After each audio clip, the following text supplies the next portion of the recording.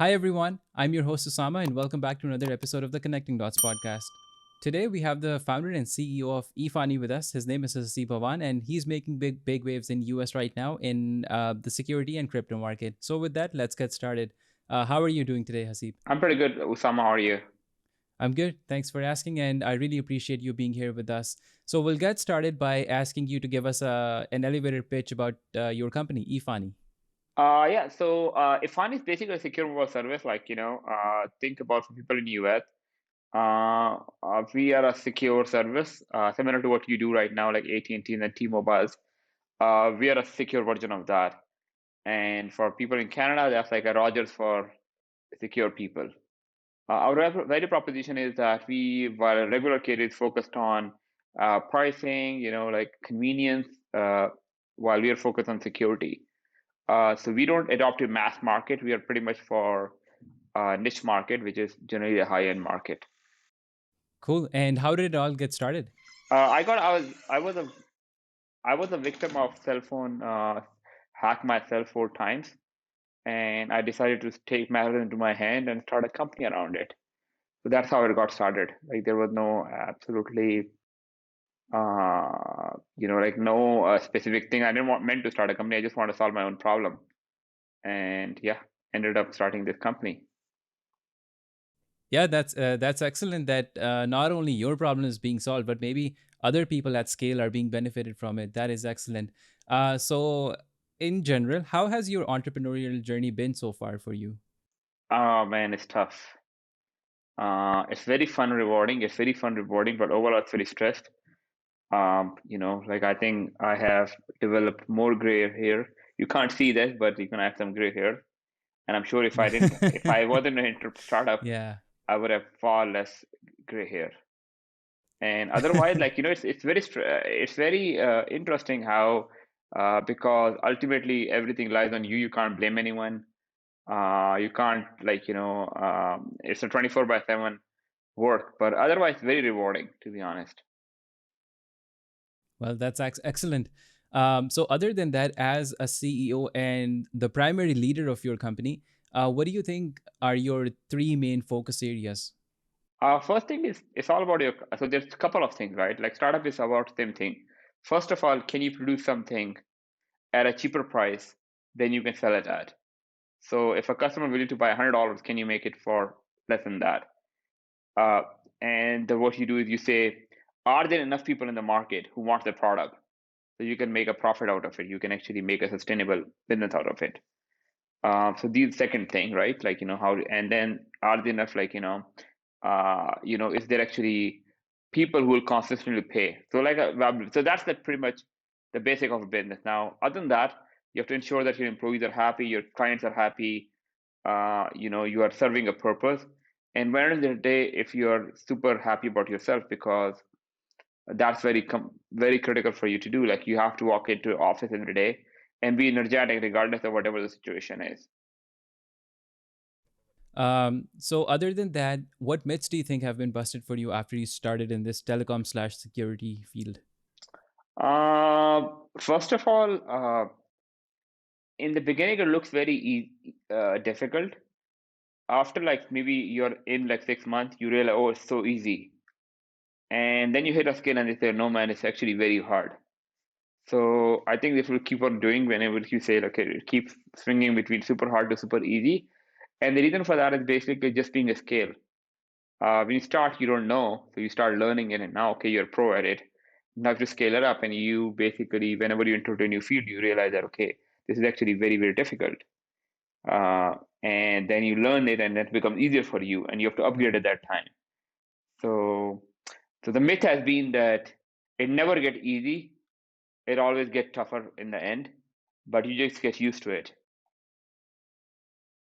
Well, Hasib, moving on to the next question. So, what I've usually noticed is that people work for some corporate after graduating to get some discipline and experience, and then maybe several years later, they think about starting their own venture. So, you've done that quite quickly. So, what instilled that confidence in you? It was actually very tough, right? Like when I was in ROU, I got a job straight out of college. And that was a very well paid job. Like I wouldn't lie, like that was much more than I was expecting to make in my first year. And I still remember that when I was negotiating the salary, and so when I got the salary, actually, oh, I thought, oh man, this is like much higher than I thought, because a lot of my friends were working at Timmy's or like 7-Elevens, all those stores. So it was much higher for me. The reason I got, because I wasn't able to work out on my first job, and then for some reason, I realized that the money isn't there for me to work. And personally, for me, I left a very lucrative life in Pakistan to actually move to US. And I said, okay, if I have to work the same here, if I have the same car that I had in Pakistan and everything the same, like why do I need to basically move to a new country, leave everything behind, and work like 9 to 10, like almost like 9 to 10 hours per day for less quality of life. So either I have to take a lot of chances or it's not worth it for me. Gotcha. So, as an entrepreneur, Haseeb, what do you enjoy the most about it, and what are the challenges in general that you face as being a face of the company and a leader? The challenge is always like, first of all, I said like it's about people. You have people in the company, and there are people who rely on your product. So every day, like in our case, people make phone calls. Think about, you connect your phone and it does not go through. You're unable to make a phone call. How annoying you would be that, hey, I tried to make a phone call, it did not work.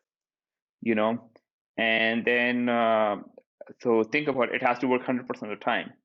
So that's a stress that you always have to. Then we are secure mobile service. Then you need to understand that people are trying to hack us, and we have to protect against that. So think about, when I'm sleeping, someone can come and attack us.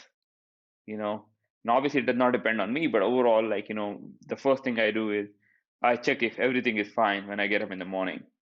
So it's very hard to have a very strong sleep for any cybersecurity guy. So that's one thing. Second thing I'm worried about is, obviously you have people in the company whose job depend on you. They basically built a career based on your saying. So you say, I'll start a company, they make money off it. So that's like very critical for you to make sure that everyone who you're in your company works with basically is doing well. So I would say these are two things that are very critical for me. So, do you have any cool traditions at work? We do a generally happy hours end of Friday, so end of the day on Friday, and that's pretty interesting because that's the day where you least want to talk to your coworkers. But that's very interesting that we have to do. That we do actually happy hours on the end of the last day, which I enjoy a lot. And we talk about random stuff, like talk politics, like just like it's very important in the Zoom meetings because a lot of people have not met. So yeah. Yeah. So, are you guys doing fully remote work, or is it hybrid right now? No, right now we are fully remote. So changing gears a little bit, I want to walk me through your academic career, and do you think there were any notable experiences or any courses that you took that really helped you in your field right now? Um, I think in school we generally had an entrepreneurship department, and I think they had some courses around it, so that kept me encouraging. And then I had a professor called Bruce Firestone, who actually was an entrepreneur, so he actually kept me in check. So obviously, school had a lot of it to play. And then somebody, if being like being a hustler, and then people around me who were encouraging me and helping me out and everything. So that was very critical for us to do that time. The fact that you have to create sellable solutions for your clients. Um, I would want to ask you that how do you continue to learn and grow? I mean, as far as your skills are concerned. For me, like life humbles you because sometimes competition keeps you in check.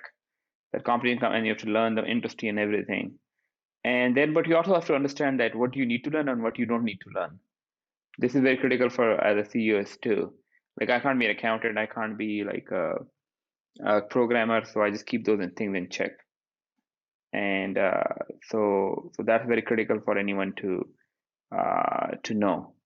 And now you're asking about specifically about how do I keep my check? Normally, go to conferences, listen to podcasts, YouTube, search about it, read the material, and then this is what's important, and most critical part is to scale yourself, because as the company grows, as the company have an issue, as the company, like, any kind of challenges, we have to understand that uh, so any time of challenge, we just have to understand that how how to adopt to the nature, adapt to the new culture, because a lot of times things are not in your control, and you're just hoping that things will work out. So, so these are the things. So as I see, it's more about personal development than anything else as a leader, because you are leading a team of people. What's your personal definition of success? Oh shoot, that's a very tough one, because I just think that happiness is basically the person's success. If you're happy, and happiness cannot be purchased, like, and happiness could be for many reasons, and it's very difficult to be happy over a period of time, if money is the only driving factor. So I get inspiration by spending time with my friends and family, where I get to enjoy a lot of things that they do, and that's about it. Gotcha. Gotcha. So, taking it a little further, what's your take on mentorship? And did you have any notable mentors that really helped you in your career? Oh, absolutely. I have a lot of mentorships. I didn't have a formal relationship with one mentor, but I still do have people who I tap into time to time. I had like one call yesterday with someone today, who I take advice from, and I basically share all the things that we go through. And they invest in our companies, and they basically will help you out. And so there are a lot of people who will be helping us with this product and everything. So, what things excite you in life in general? I think, like, building something from nothing is super exciting. Like in Efani, it was just an idea that something will come along, and now it's in fruition. Like, people are actually, uh, people use the product every day, and people talk about the product. I actually saw our logo on a competition on someone's slide who were raising money, and they put us at a competition, and that was something very exciting for us. Gotcha. So, as a founding member and leader of your company, what's your vision for Efani, let's say 30 years down the road? Oh shoot, this is a pretty famous joke. Like, when people ask me for 5 years, I just say I'm just trying to make it till Friday. But so it's very difficult to predict that Uh, far. But like, I think it's more about, like, okay, what you be in 5 years, what you be. So the person goes personally. Obviously, every company when you start, you have a goal of going public one day, and turning a legacy behind you. Obviously, money is a byproduct, but, like, that's obviously a factor. But at the same time, we just want to see if we can build a better cell phone service. That's pretty much what we are thinking about right now. Yeah. Anyways, now that we are moving towards the closing of the conversation, I would want to close it off by asking you one final question. So, Haseeb Awan, not just as a founder, but as a human being himself. So, knowing what you know now, what do you think you would have done differently? Oh shoot. So one thing is, so I was talking to this yesterday. Actually, so this is very critical for people to know. Um, Everything is about journey. I don't know, Sama, but sometimes you go with your friends to a exotic place or something, and you realize that, so you're so excited for the camping, or like you pack, and when you get there, it's like kind of boring. Okay, I'm there. What next? So everything was journey. You travel, you trip, and everything. So I think so I'm enjoying a journey, and there was a question like, how much money can someone pay you to take away 40 years from you? So I don't know about you, I'm 35 right now. And if someone pays me, there's no amount of money that someone can pay me. Like, there's no amount of money that someone can pay me to take away 40 years from me, you know? And so that's what I always think. And so similarly, okay, what money would I pay to get 10 years of my life? I'll say everything I have in terms of financially. I'm happy to give everything, and I'm happy to take 10 years. So it's all about the journey. Enjoy the journey.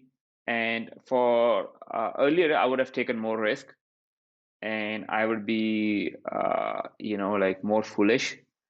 I don't think I was foolish enough, and I wasn't as hungry. And with that, we'd like to close off the conversation. Thank you so much once again, Haseeb. And I had a great time talking to you. And I wish you all the best with your company ahead. For our viewers, thank you so much for tuning in. This podcast is definitely going to be hosted on all major platforms. And if you like the content, feel free to share it with your friends and family and show your support by buying me a coffee. And I'll provide the link in the description as well. So until the next episode, take care and stay tuned. Bye.